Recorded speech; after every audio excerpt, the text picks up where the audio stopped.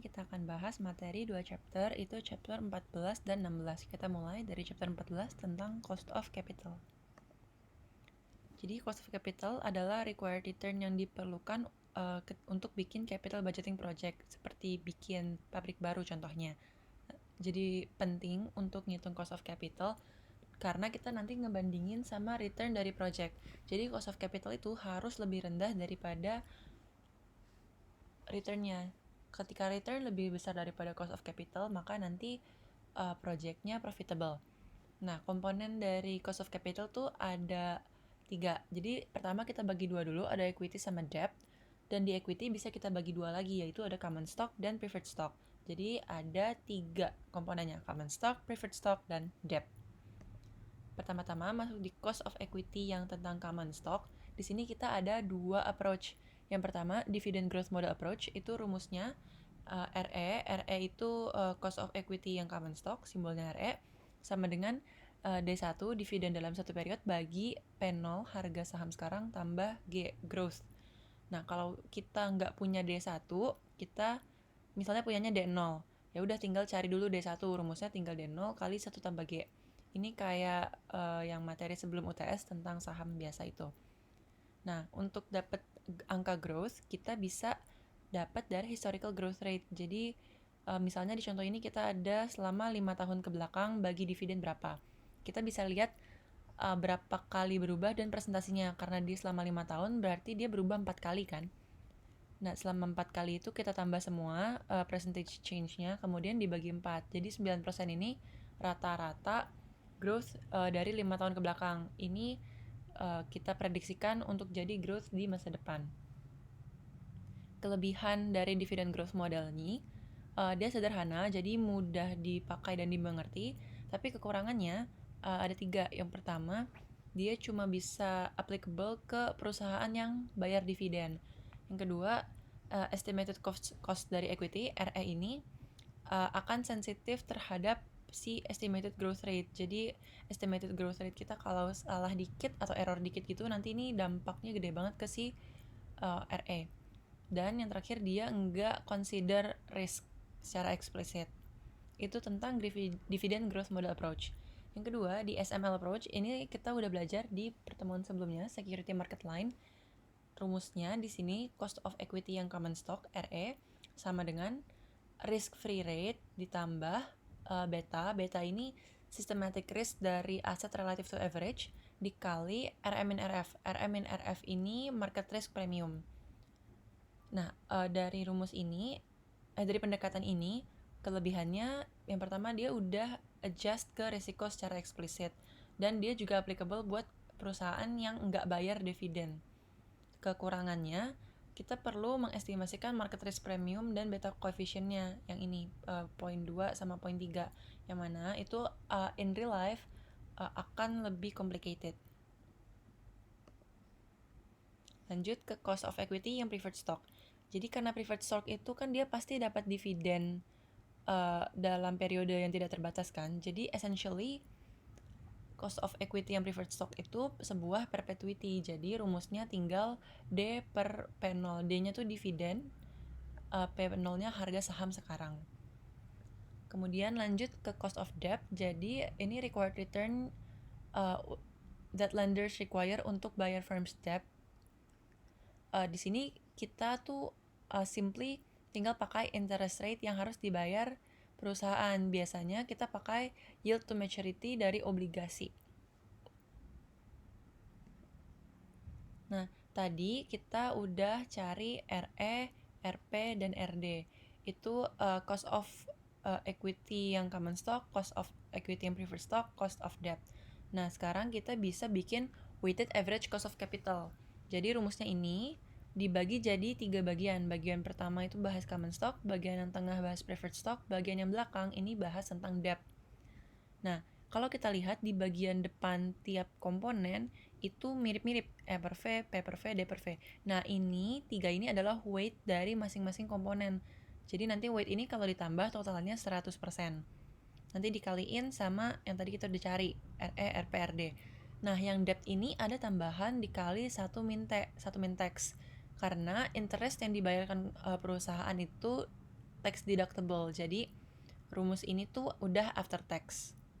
Ini versi vertikalnya. Kalau mau dibikin pecahan kayak gini, berarti E per V itu weight dari common stock, P per V itu weight dari preferred stock, D per V itu cost of debt, dikali RE, dikali RP, kali RD. Ini jangan lupa satu min tax.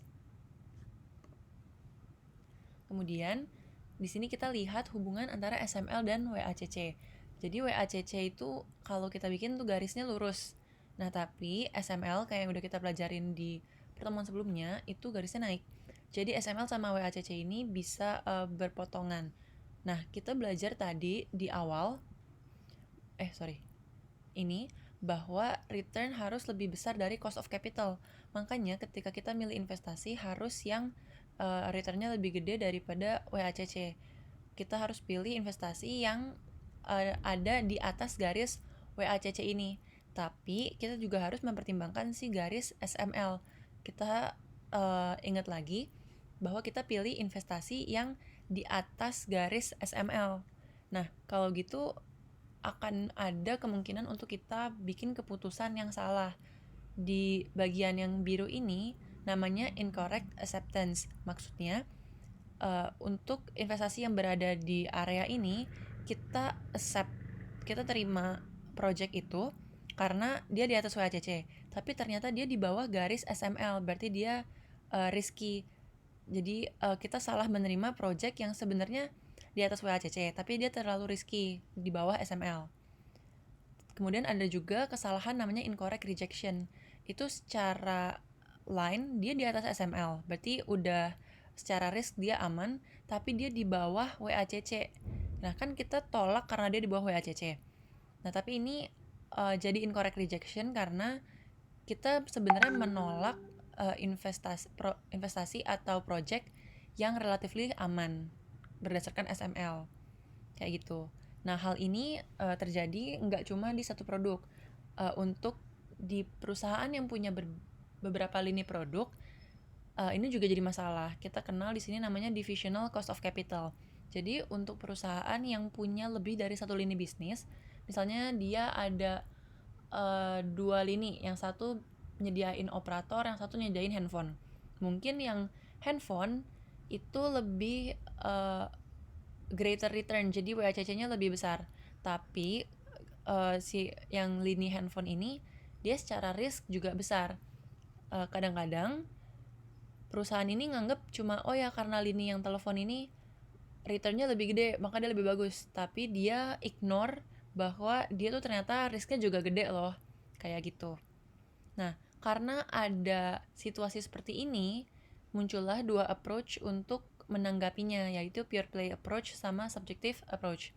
Pure play approach itu kita pakai kita cari semacam WACC yang mirip sama lini kita di similar business tentang objek tertentu. Jadi ibaratnya kita benchmarking ke industri. Misalnya lini yang tadi telekomunikasi, telepon, dia benchmarking dulu WACC untuk perusahaan yang punya lini bisnis telepon di industri yang sama.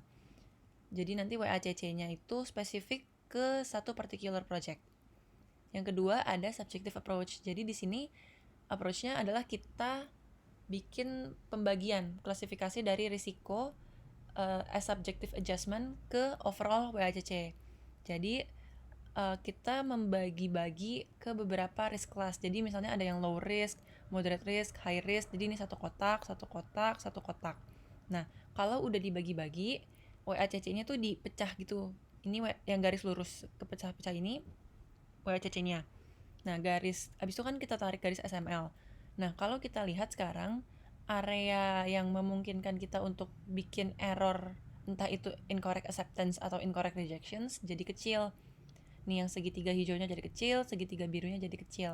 Jadi dengan subjective approach, ini perusahaan berusaha meminimalisir kesalahan incorrect acceptance dan incorrect rejection.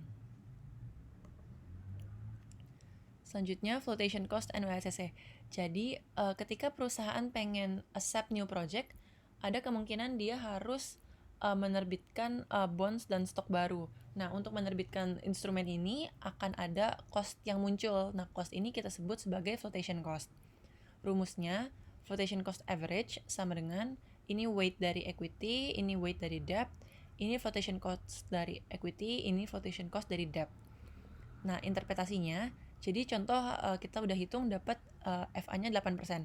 Berarti untuk tiap dolar dalam outside financing yang dibutuhkan project baru ini, perusahaan harus raise capital sebanyak 1,087 dolar.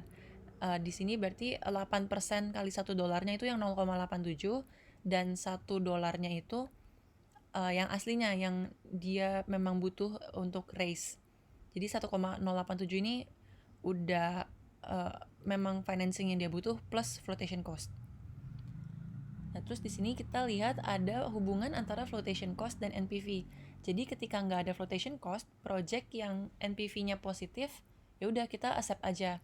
Tapi kalau ada flotation cost, nanti jadi gini. Jadi ketika no flotation cost, kan langsung NPV itu PV cash flow minus initial investment. Tapi kalau ada flotation cost, kita harus nambahin flotation cost ini ke dalam initial investment. Pakai rumus ini aja, initial investment bagi 1 minus flotation cost-nya. Ini langsung kehitung totalnya jadi kayak ini, yang 1,087 itu udah include sama flotation cost. Jadi nanti pas cari NPV, itu present value cash flow udah minus initial investment plus flotation cost. Ini udah masuk ke dalam rumus ini. Jadi nanti kalau misalnya ada flotation cost dan NPV dari hasilnya ini negatif, kita jangan terima meskipun kita pas hitung ini, maksudnya jangan lupa ketika hitung NPV harus masukin flotation cost. Takutnya ketika kita nggak masukin flotation cost kelihatannya positif, tapi setelah masukin flotation cost kelihatannya baru udah negatif, itu kita reject. Kemudian terakhir ada hubungan antara flotation cost dan internal financing. Jadi dalam realitanya tuh kebanyakan perusahaan yang profitable itu jarang jual equity. Jadi mereka biasanya pakai internal cash flow yang udah cukup untuk cover equity proportion dari capital spendingnya. Jadi cuma nge-raise debt proportion. Nah, jadi dari rumus yang tadi kita udah dapet, ini FE-nya jadi 0 karena dia nggak jual ekuitas baru. Itu maksudnya itu hubungan antara internal financing. Jadi karena internal financing FE-nya 0. Oke, ini summary untuk chapter 14. Jadi ada rumusnya sama ininya apa aja. Cost of equity, yang dividend growth, ini yang security market line. Terus untuk cost of debt, rumusnya tinggal cari yield to maturity, sama WACC rumusnya ini. Oke, itu chapter 14, lanjut ke chapter 16 tentang financial leverage and capital structure policy. Nah, untuk mulainya kita coba pakai case dulu ya biar kebayang. Jadi di sini ada 2 skenario. Gue tutup dulu yang di kanan biar nggak pusing. Nah, kita lihat yang kiri dulu ya. Jadi di bagian kiri ini sebuah perusahaan asetnya 8 juta, dia nggak pakai debt, dia punya equity 8 juta, di mana 8 juta ini tuh harga per share-nya 20 dan ada 400.000 outstanding. Jadi kalau lu kali kan pas tuh 8 juta. Nah, dari firm ini dia bikin cari ROE sama EPS. Jadi pertama dari EBIT, dia ini pakai 3 skenario. Ada resesi, expected, sama expansion. Pas di sini EBIT-nya 500.000, 1 juta, 1.500.000. Interest dia 0 karena dia kan nggak ada debt, nggak ada interest paid. Jadi net income-nya sama EBIT. Habis itu kita cari ROE sama EPS. Rumusnya kalau ROE itu tinggal NI bagi equity, berarti yang ini 500.000 dibagi 8 juta. Kalau yang expected itu ROE-nya 1 juta dibagi 8 juta. Expansion 1.500.000 bagi 8 juta. Itu ROE. Terus kalau EPS itu rumusnya NI bagi number of share. Jadi 500.000 bagi 400.000. 1 juta bagi 400.000, 1.500.000 bagi 400.000, dapat EPS-nya. Nah, ini untuk versi pertama, kita sebut ini skenario unleveraged karena dia nggak punya debt. Nah, sekarang kita ada skenario 2, di mana perusahaan masih sama, asetnya 8 juta, tapi kali ini dia punya debt 4 juta, equity 4 juta. Jadi yang tadinya equity-nya 8 juta, itu dia minjem 4 juta berupa debt, dan 4 jutanya ini dia pakai untuk buyback. Dia beli saham dia sendiri yang beredar. Jadi dia punya sahamnya. Jadi yang beredar tinggal 200.000 karena 4 juta bagi 20 dia bisa beli 200.000 share kan. Jadi yang masih outstanding 200.000. Jadi sekarang struktur capitalnya dia punya debt, dia punya equity masing-masing 4 juta. Nah, ketika dia cari ROE sama EPS, dari EBIT masih sama, resesi expected expansion 500.000, 1 juta, 1.500.000. Nah, pas di interest, karena dia minjem punya debt 4 juta ini, asumsikanlah interestnya 10%. Jadi dia harus bayar interestnya nih 10% dari 4 juta, yaitu 400.000, 400.000, 400.000. Makanya net income-nya beda sama EBIT. Net income-nya 100.000, 600.000, 1 juta, 100. Lalu kita cari ROE sama EPS. ROE rumusnya NI bagi equity, jadi 100.000 dibagi 4 juta, 600.000 bagi 4 juta, 1 juta 100 bagi 4 juta, hasilnya sekian. EPS pun sama, NI bagi number of share, 100.000 bagi number of share-nya yang tinggal 200, tadi udah di buyback, sama 600.000 bagi 200.000, 1 juta 100 bagi 200.000. Nah, dari dua versi ini, jadi yang unleveraged itu dia nggak ada debt, leverage dia punya debt. Kalau kita lihat, yang versi nggak pakai debt, dia change in ROE-nya cuma kalau dia resesi turun 0,5, kalau ekspansi naik 0,5, baik EPS ataupun ROE. Nah, tapi kalau yang leverage, dia kalau resesi turun 0,83, ekspansi naik 0,83, baik ROE maupun EPS. Nah, di sini kita bisa lihat bahwa ketika perusahaan menggunakan debt dalam capital structure-nya, variability dalam ROE dan EPS ini jadi lebih besar dari 0,5 doang jadi 0,83. Ini artinya financial leverage act to magnify gains and losses untuk shareholders. Kalau dia loss-nya gede, kalau dia gain-nya gede. Lanjut ke hubungan EPS dan EBIT. Jadi ini masih soal yang sama tadi. Jadi yang atas ini yang nggak ada debt, yang unleveraged. Yang bawah ini dia ada debt, leverage. Nah, kita ini kalau gambar ke grafik, di mana x-axisnya ini EBIT dan y-axisnya ini earnings per share. Jadi pertama kita lihat line nomor 1 dulu ya, yang no debt. Yang line no debt ini ketika EBIT-nya 0, earning per share-nya 0. Jadi tiap 400.000 increase in EBIT akan menaikkan EPS by $1. Garisnya kayak gini. Terus lanjut kita lihat di garis kedua itu adalah skenario dengan debt. Kalau gini kita mulai garis earnings per share-nya di minus 2. Jadi EPS-nya itu minus 2 ketika EBIT-nya 0. Karena mau ada EBIT maupun enggak, kita harus bayar interest, yaitu 400.000. Jadi ini mau EBIT-nya 0 pun, interest kita harus tetap bayar karena kita punya hutang. Nah, makanya ketika di sini dia minus 2. Nah, tapi tiap kenaikan 400.000 di EBIT akan meningkatkan EPS sebesar $2. Jadi kalau dilihat nih garisnya lebih terjal, lebih steep. Karena dia twice as sensitive to change in EBIT. Nah, dari perpotongan garis yang no debt dan dengan debt, kita dapat break even point.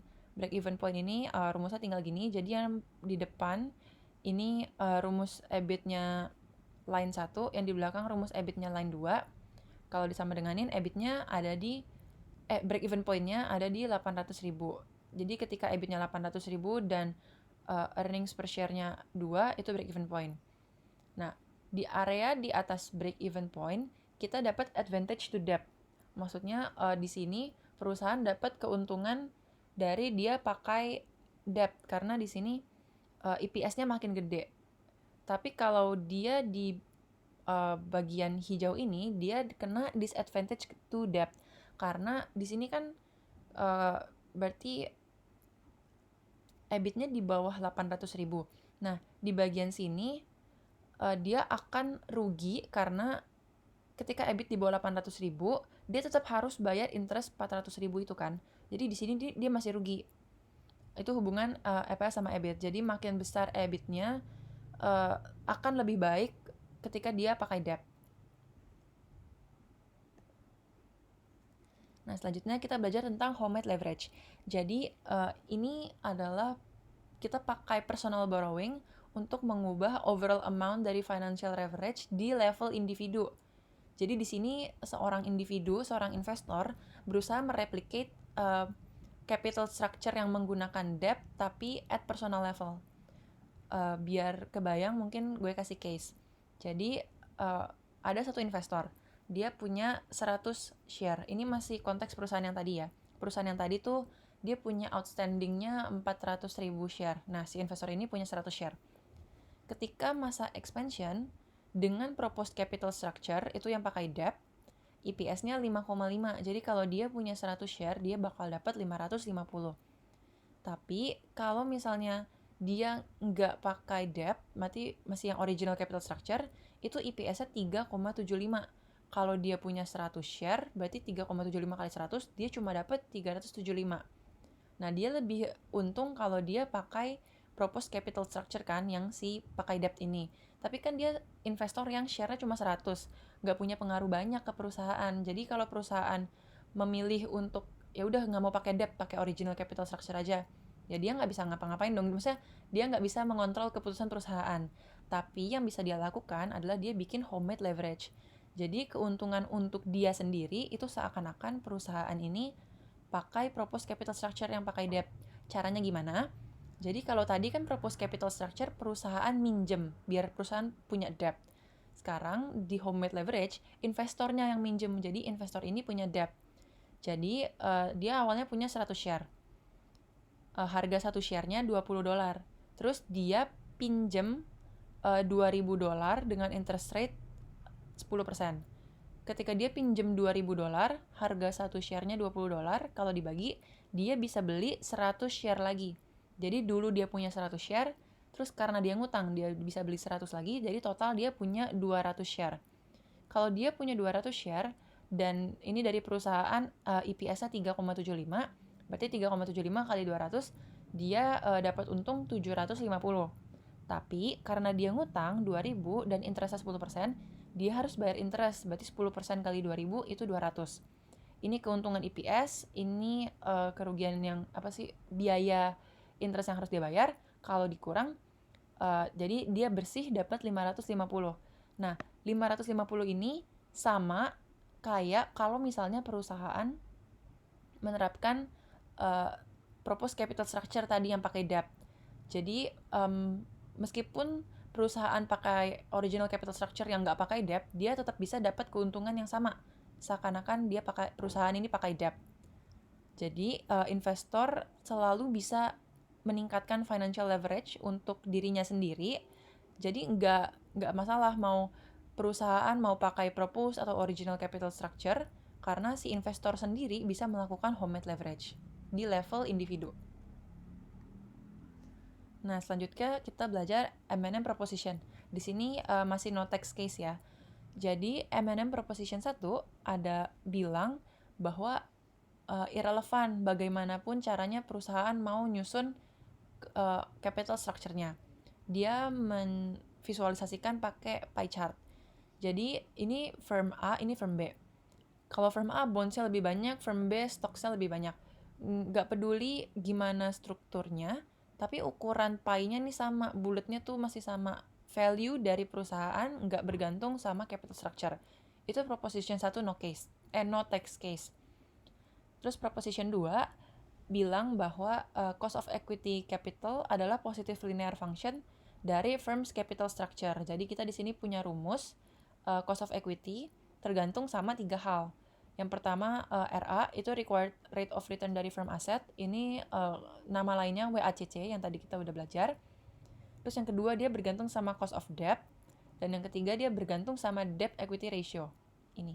Kalau kita gambar grafiknya, di sumbu X itu ada debt equity ratio dan di sumbu Y itu ada cost of capital. Jadi untuk WACC sama RD itu mau berapapun debt equity ratio-nya, dia akan tetap sama. Karena kan nggak mempengaruhi nih. Tapi untuk cost of equity yang RE, semakin tinggi debt equity ratio, dia akan makin naik. Karena kan by function ini dikali kan. Jadi ketika DE makin gede, D per E makin gede, debt equity ratio makin gede, RE-nya juga akan makin gede. Kemudian, nah tadi kita kan ada rumus ini yang dari M&M Proposition 2.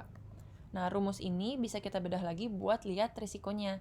Jadi, di Proposition 2 kan kasih tahu nih, dia bisa broken down ke dalam tadinya 3 komponen. Tapi risikonya bisa dibagi ke 2 komponen. Yang bagian depan itu RA, bagian belakang ini RA min RD kali debt equity ratio. Di bagian pertama, ini kita terjadi business risk.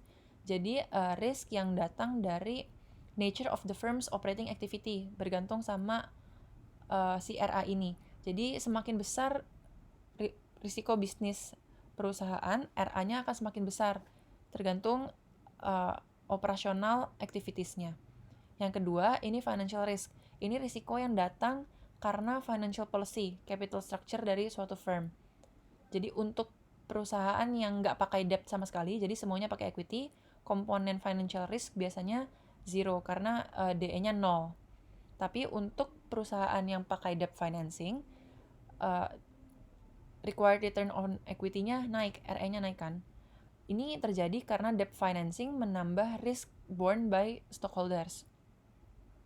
Jadi total systematic risk dari firm's equity punya 2 bagian, business risk, financial risk. Bagian pertama itu tergantung dari aset perusahaan dan operasionalnya. Ini sama sekali nggak disebabkan oleh capital structure. Yang kedua financial risk, ini yang disebabkan oleh financial policy dan capital structure. Kemudian untuk bahas tax case, kita harus pahami dulu konsep tax shield. Jadi tax shield adalah tax saving yang kita dapat dari interest expense. Jadi di sini gue pakai case lagi untuk jelasin. Ada perusahaan U, perusahaan L. Perusahaan U ini nggak punya debt, makanya dia nggak bayar interest. Perusahaan L dia punya debt, dia bayar interest $80. Kalau dihitung taxable income, tax segala macam, sampai net income, firm L lebih kecil daripada firm U. Nah, tapi ketika kita tutup bagian ini, interest taxable income sampai tax. Nah, kalau misalnya kita tutup yang ini, jadi 1000 kurang 300, 1000 kurang 276, si totalnya ini bakal lebih gede si L. Jadi EBIT min tax dari firm L itu akan selalu lebih besar dari firm U. Jadi si cash flow dari U dan L tuh berbeda meskipun asetnya tuh sama. Nah, ini terjadi karena kalau kita breakdown yang 724 dan 700 ini, kalau di firm U, dia tuh kan nggak pakai debt. Dia cuma bayar ke stockholders $700. Kalau untuk firm L, dia bayar ke stockholder dan ke bondholder $724. Nah, jadi perbedaan 724 dan 700 ini sebesar $24 itu namanya tax saving. Nah, lanjut, ini M&M Proposition 1 untuk tax case. Jadi kan tadi kita udah lihat bahwa firm L lebih value-nya lebih besar daripada firm U karena ada $24 perpetuity. Jadi kalau tadi namanya firm L sama firm U, sekarang gue pengen balik. Jadi firm L itu artinya perusahaan yang leverage, yang pakai debt, dan firm U itu perusahaan yang unleveraged, yang nggak pakai debt. Jadi di sini kita kenal unlevered cost of capital. Ini adalah cost of capital untuk perusahaan yang nggak pakai debt. Kita sebut simbolnya RU. Nah, tax shield tadi nanti ditambah sama unlevered cost of capital, baru kita dapat value dari perusahaan yang leverage. Nah, tadi kan interest tax shield itu kalau kita lihat perpetuity kan. Recall di bab sebelum UTS, perpetuity itu rumusnya tinggal cash flow-nya bagi R. Jadi bagian ini yang TC kali D kali RD itu bagian C-nya, R-nya yang RD. Nah, karena ini dikali RD, ini dibagi RD, ini tinggal dicoret. Jadi present value dari interest tax shield itu tinggal TC kali D. Nah, TC kali D ini taruh sini. Nah, terus yang bagian VU, value dari unlevered cost of capital, ini rumusnya EBIT kali 1 min TC per RU. RU tadi unlevered cost of capital. Jadi rumus TC kali dimasukin sini, rumus VU masukin sini, ditambah nanti kita dapat value dari levered. Kalau dibikin grafik, bentuknya seperti ini. Jadi untuk value unlevered, berapapun debt-nya dia akan sama, kan unlevered, dia nggak pakai debt. Nah, tapi yang beda adalah VL-nya. Jadi value levered itu akan naik karena di bagian biru ini itu tax shield. Dia akan meningkat seiring dengan pertambahan debt. Itu untuk penjelasan grafik yang di sini. Kemudian M&M Proposition 2 di text case. Jadi dari rumus RE tadi dan RU, jadi tadi kita udah belajar rumus RU. Kita udah belajar bahwa RU itu cost of capital of a firm yang nggak ada debt. Nah, untuk cari cost of equity di M&M Proposition 2 text case, rumusnya ini. Jadi masukin aja RU ditambah RU min RD kali debt equity ratio kali 1 min TC. Nah, nanti kalau udah dapet RE-nya, masukin ke rumus WACC. Rumus WACC yang biasa, tapi yang ini dia nggak pakai preferred stock, jadi cuma equity sama debt. Nah, habis dapet ini, kalau kita gambar di grafik, jadi RU dia kan selalu lurus, nggak berubah sama debt equity ratio itu nggak ngaruh. RD, cost of debt juga nggak ngaruh dari debt equity ratio. Karena kan dia dikali kan, dia nggak ngaruh ke sini. Debt equity ratio maka akan ngaruh ke RE. Semakin tinggi ini semakin tinggi. Jadi RE-nya naik ke atas. Nah, WACC dia akan semacam turun abis itu melandai gitu. Nah, di sini karena WACC kan rumusnya ini. Weight dari equity kali cost of equity, weight dari debt kali cost of debt kali ini yang ngitung tax-nya. M&M Proposition 2 with tax implies bahwa firm's cost of equity RE akan naik ketika dia bergantung sama debt financing. Ketika perusahaan lebih banyak pakai debt, dia WACC-nya akan lebih melandai. Lanjut, kita di sini bahas bankruptcy cost. Jadi semakin tinggi debt equity ratio-nya, semakin besar juga probability perusahaan nggak bisa bayar bondholders-nya. Pemegang orang yang pemegang obligasi. Nah, perusahaan akan jadi bangkrut ketika value dari asetnya sama dengan value dari debt-nya. Di sini kita ada direct bankruptcy cost, indirect bankruptcy cost, sama financial distress cost. Direct bankruptcy cost itu cost yang berhubungan langsung dengan bankruptcy, kayak legal dan administrative expenses ketika pengen filing for bankruptcy. Terus indirect bankruptcy cost, ini cost ketika kita menghindari bankruptcy. Ini biasanya terjadi dalam perusahaan yang financially distressed. Financial distressed cost ini adalah direct dan indirect cost yang diasosiasikan perusahaan yang menuju bangkrut, biar dia nggak bangkrut gitu, atau menghadapi financial distress. Nah, sampai firm dinyatakan legally bankrupt, stockholders yang mengontrol perusahaan, karena dia masih dikuasai kayak mostly equity. Jadi si stockholders ini akan bertindak sesuai dengan economic interest-nya.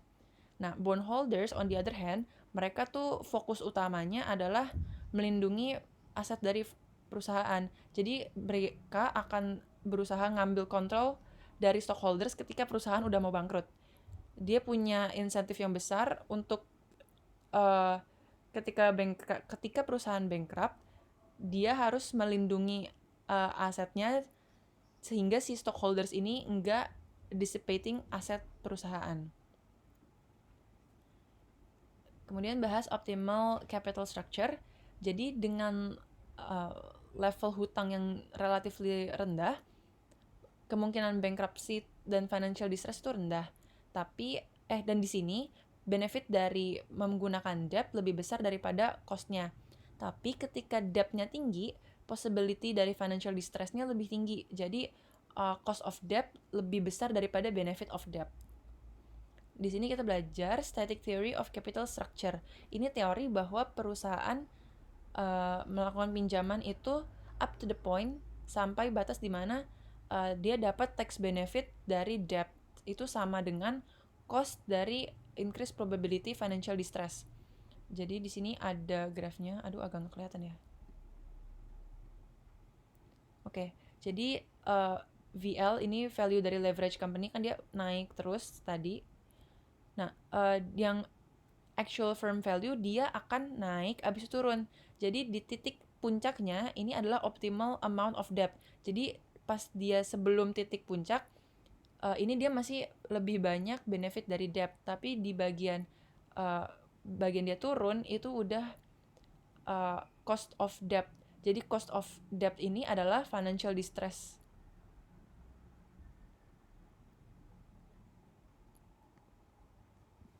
Salah.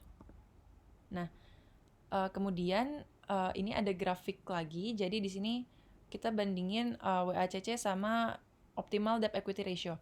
Jadi debt equity ratio tuh optimal ketika dia ada di titik bawah WACC sebelum dia naik lagi. Jadi kan kita tadi udah belajar RE tuh pasti naik karena semakin gede debt equity ratio, RE-nya meningkat. RU ini yang unlevered, dia pasti stays the same kalau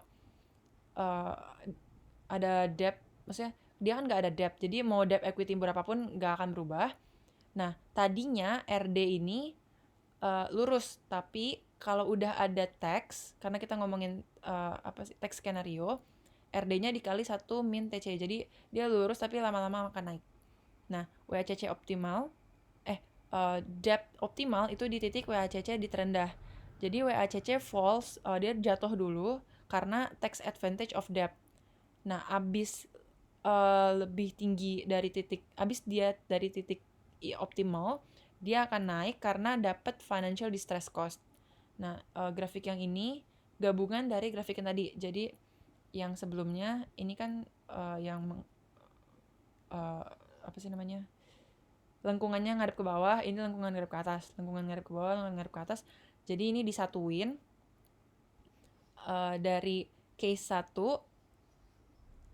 itu M&M dengan no tax, case 2 itu M&M dengan tax, dan case 3 itu static theory case. Jadi hubungannya ketika kita pengen cari optimal capital structure yang depth-nya yang paling optimal, itu di titik dimana di WACC ketika dia pakai static theory itu di titik bawah, dan yang di bagian atas itu actual firm value di titik tertingginya, di peak. Kayak gitu.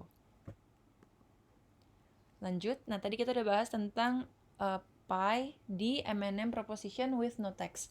Nah sekarang ketika ada tax, kita harus nambahin 2 slice baru, government tax claim sama bankruptcy claim, yang tadi kita udah belajar di bankruptcy. Jadi di 2 pi ini, meskipun ukuran pi-nya sama, sekarang capital structure matter. Karena kalau kita lihat di sini, bagian bankruptcy claim dan tax claim lebih gede dibandingkan bagian bankruptcy claim dan tax claim di sini. Sehingga kita bisa bilang untuk perusahaan yang kanan ini, dia punya financial leverage yang gede karena bond tambah stoknya lebih gede dibandingkan bond tambah stok di lower financial leverage di perusahaan yang sebelah sini. Nah, karena itu maka value dari perusahaan itu equity, debt, G to government, B to bankruptcy. Jadi bisa dibagi 2, value marketable sama value non-marketable. Kalau marketable itu kita bicara tentang yang bisa diperjualbelikan di pasar, berarti itu stock and bond. Kalau yang non-marketable itu yang tax claim sama bankruptcy claim. Nah, kemudian lanjut ke packing order theory. Tadi kita sudah belajar tentang static theory. Nah, packing order theory itu alternatifnya dengan mengasumsikan bahwa perusahaan ini lebih suka pakai internal financing di segala kesempatan. Implikasinya adalah di packing order theory kita nggak ada target capital structure nih, nggak ada titik ini yang jadi titik optimal. Jadi nggak punya optimal debt equity ratio, ya udah kita tergantung sama kebutuhan external financing perusahaan. Kalau butuh ya udah pakai, kalau nggak butuh ya udah. Yang kedua, profitable firms use less debt. Jadi perusahaan yang profitable akan lebih butuh less external financing. Makanya dia punya less debt. Yang ketiga, implikasinya perusahaan akan pengen punya financial slack. Jadi untuk menghindari dia jual new equity, perusahaan pengen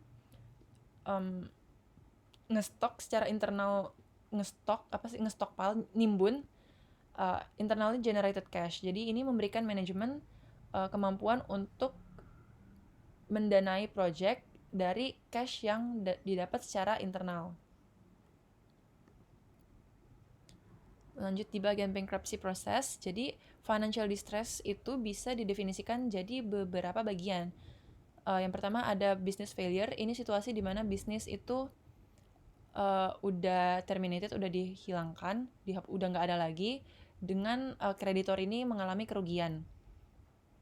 Terus yang kedua legal bankruptcy. Di sini firm atau kreditor udah nge-file ke lembaga bahwa perusahaan ini bangkrut, udah menyatakan kebangkrutan. Yang ketiga ini technical insolvency. Perusahaan nggak bisa membayarkan obligasi finansialnya.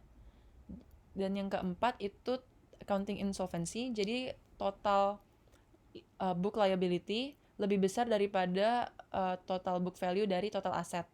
Jadi di sini artinya firm itu akan punya net worth yang negatif, berarti insolvent. Kita juga belajar ada 3 term, yaitu liquidation, reorganization, dan absolute priority role. Liquidation itu termination dari firm as a going concern. Reorganization itu financial restructuring dari perusahaan yang failing to attempt to continue operation as a going concern. Dan yang terakhir, absolute priority rule itu rule establishing priority of claim in liquidation. APR ini ketika perusahaan terlikuidasi, dia kan harus bayar-bayarin semua obligasi dan cost-nya kan. Jadi biasanya tuh ada prioritasnya. Jadi yang pertama mungkin dia harus bayar untuk biaya bankruptcy dulu, kayak biaya administratif dan legal.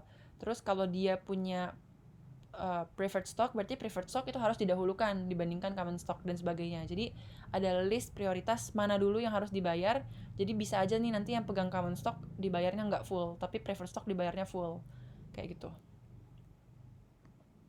Oke, itu untuk materi hari ini. Cukup banyak. Kalau butuh istirahat dulu. Di video selanjutnya kita akan bahas 3 soal terkait dengan WACC dan financial leverage. Thank you udah dengerin.